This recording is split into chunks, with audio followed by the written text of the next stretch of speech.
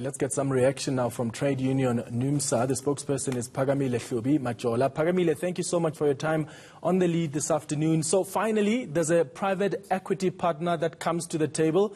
I imagine you welcome this development. You've always wanted SAA to fly again.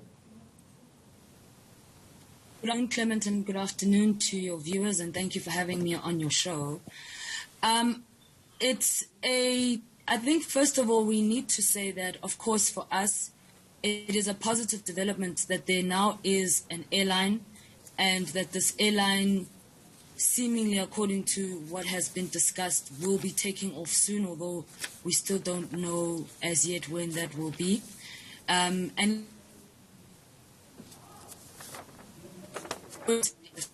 to take to the skies.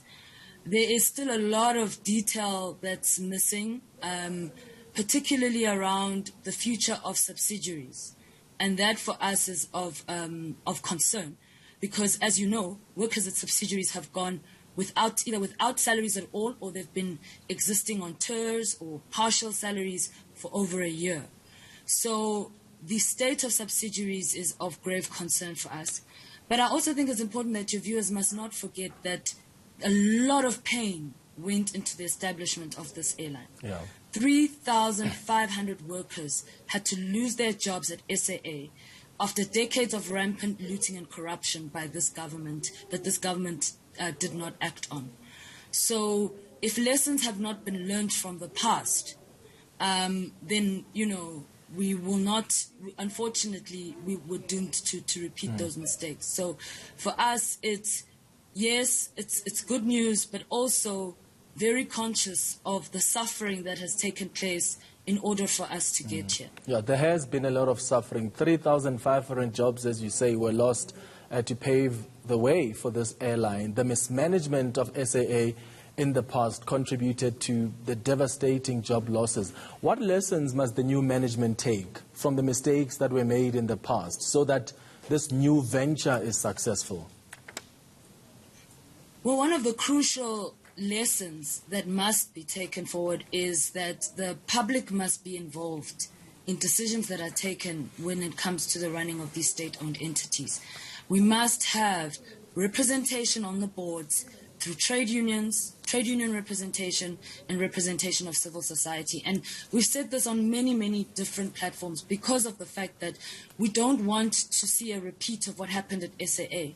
And also, it's very important that, and from the sound of it, you know, there's a lot of positive sentiment around the people who are going to be running this airline.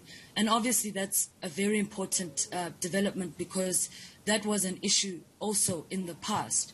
But again, there's a lot of questions, as we say. And I think once we engage properly with the new management team and we fully understand the path going forward.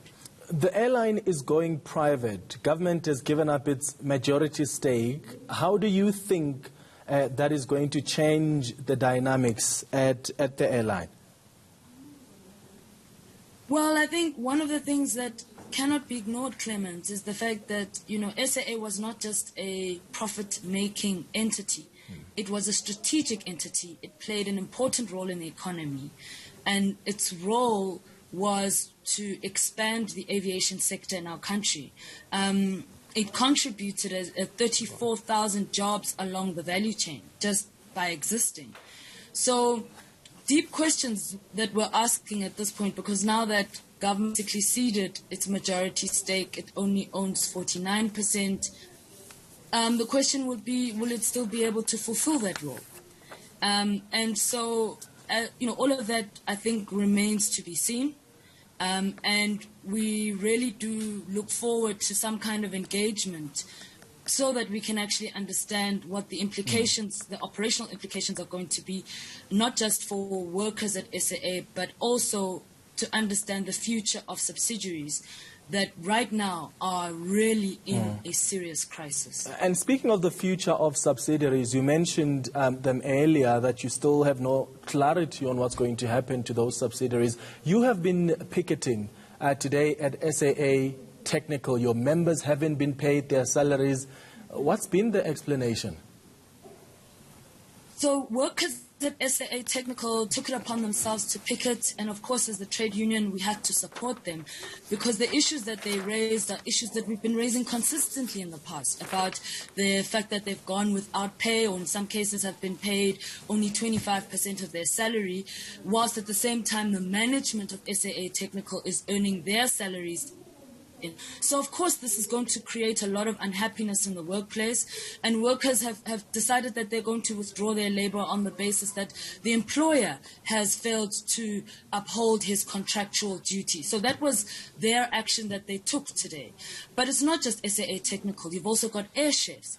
Workers at air chefs haven't earned any kind of income since in fact, the last time they earned any kind of income, that was through TERS in September last year.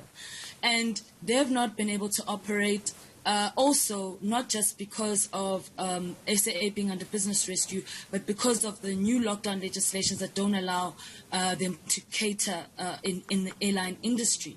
So this is having a very dire impact on workers in the sector. They've had no support from the Department of Enterprises as they go through this experience. So really, it is very important for us that we do need to see the department demonstrating that it really cares about what happens to workers at these subsidiaries, and it needs to step up, quite frankly, to support them in a real sense, because it is the shareholder and it has a duty to ensure that as these processes are taking place, workers and their families should not be the ones to suffer during this process.